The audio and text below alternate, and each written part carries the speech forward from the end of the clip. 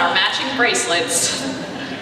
And so I'm gonna hold your hair with this hand, and I'm gonna eat cheese toast with this hand, because I'm still 19 and I eat whatever I want, because I don't know yet that at 36 I'll start getting cellulite on my face. And I'm watching this, and at first I think it's hilarious, but then it hits me, I'm kind of jealous. Like, do you know how long it's been since I was so drunk in a public bathroom that I had to sit down on the floor with my 12 besties? It's been a long time, because we're grown-ups now, right? We don't get to do that anymore.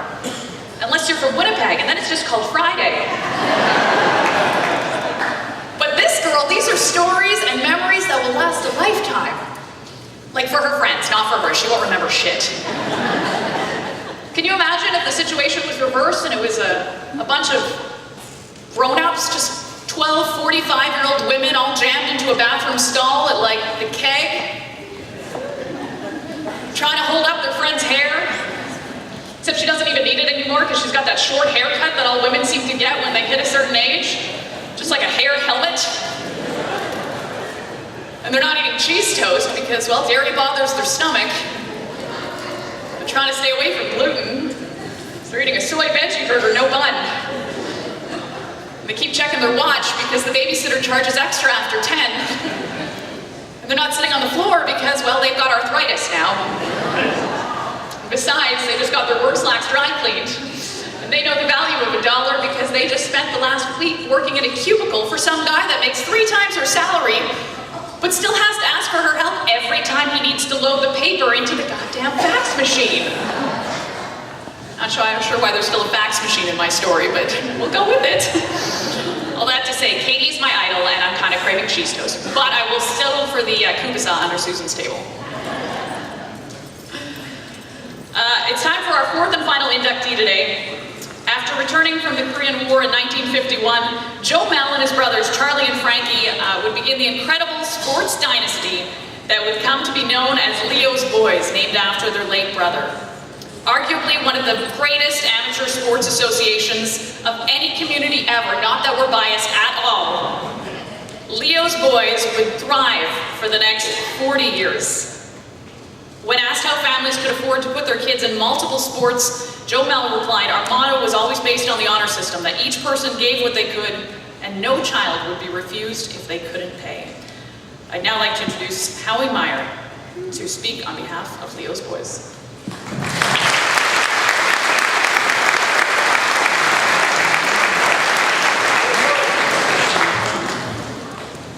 Thanks, Chantal. Good afternoon, everyone.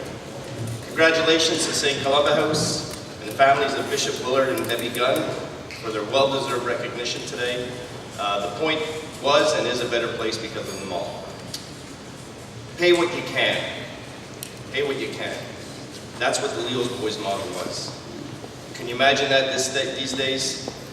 Many of the 900 plus kids playing hockey, baseball, football back then, in the 50s, 60s, 70s, and 80s, couldn't afford to play.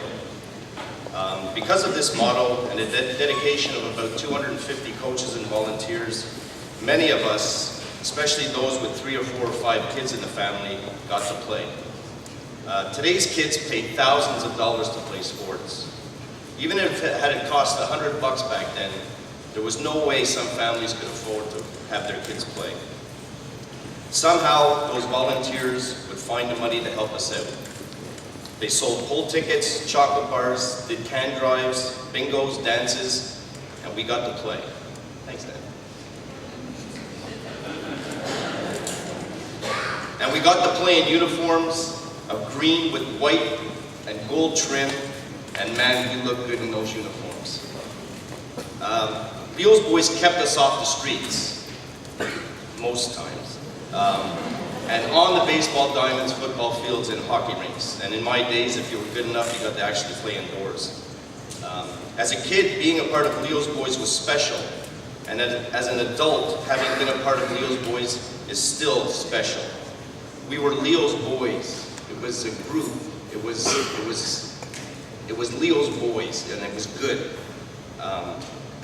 I'm not sure how those guys who played for St. Henry and St. Charles and Little Burgundy and St. Jean de Matha and CIM felt. I don't even know what a CIM is. But I do know that no other sports organization did as much for its youth than Leo's Boys did. There were so many people who helped out back then that naming one would do injustice to them all. There was like 250 people, so I won't even go there. I just know that those men and women all knew, and I hope they know how much they meant to us and how many wonderful memories we have because of them. There were so many amazing coaches over the years, and although each one had a different style, they all gave their time to help out.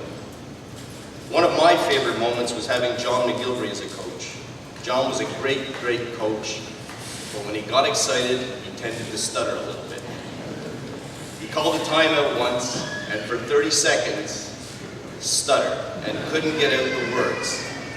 And the horn goes off, and we got to go back to play, and as we're skating away, he goes, "Score an effing goal!" And there were many other great memories over the years. The teams going to the city, provincial, and Canadian championships, hundreds and thousands of fans watching, chills through your spine. The banquets here, back in the day at the Boys and Girls Club, star-studded affairs. Imagine Terry Evanston, Peter Dellariva, Bob Geary, John Belleville, Bob Gainey, and so many bigger-than-life athletes coming to this gym filled with hundreds of kids. Getting your Leo's Boys jacket. Wayne, stand up for a second.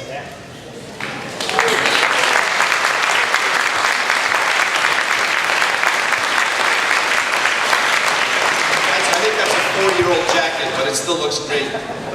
We used to get those just before we'd go on our trips, our Boxing Day trips, annual trips. And man, that was the best feeling ever. And those trips, man, you Trois-Pastel, Hamilton, Boston, you get on a bus for the first time as a 12-year-old, and you're going to play hockey in another city, province, or country, was absolutely amazing. But to me, the greatest thing about Leo's Boys is the friendships that came from playing back then. All 7 members of the Hall of Recognition Committee are alumni of Leo's Boys, even the guy from the Griff. And we understand the significance of what it meant for those volunteers, what they did back then, and that's what we're trying to do. Whether you see your friends once a week, once a year, or once a decade, the bonds that were formed from playing with Leo's Boys back then are never broken and will remain with us for the rest of our lives.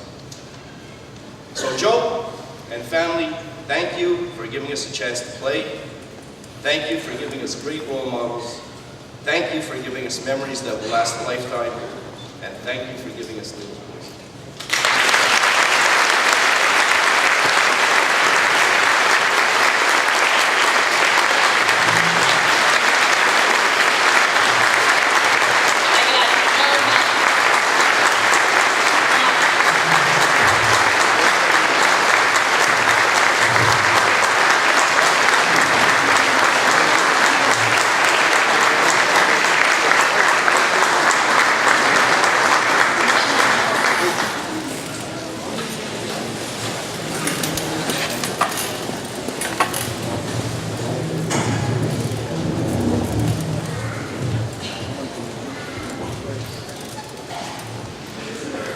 Before I begin, I'd like to thank the Hall of Recognition Committee under Kevin Pigsby for the wonderful work that they do each year, and congratulate the other inductees and award the honor with Leo's Boys today.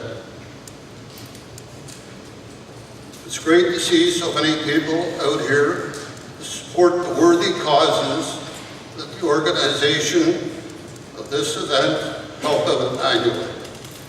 Caring for the education of our youngsters is something that has a lifelong effect, makes preparation for later life a little bit easier. The scholarships keep our youngsters in the classroom to pick up the learning that is so necessary for their personal growth and to head into the world ahead of them. Today, I'm here to receive a plaque for Leo's Boys, an honor that truly belongs to many of you here in the audience and countless hundreds of others, some who passed away and some who are still around.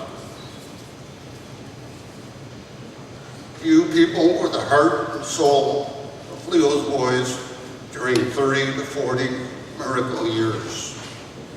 Most people know the basic fact that in a few short years, Leo's Boys went from 2 young teams, 30 players, to a record number of approximately 110 teams, 1,600 players, which involved nearly 900 youngsters, as many of the players played in more than one sport.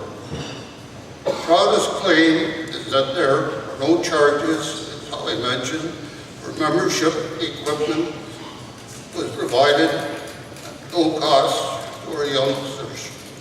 There are no charges towards annual trips to Boston, Hamilton, or for indoor ice time, which was supplied by Leo's Boys.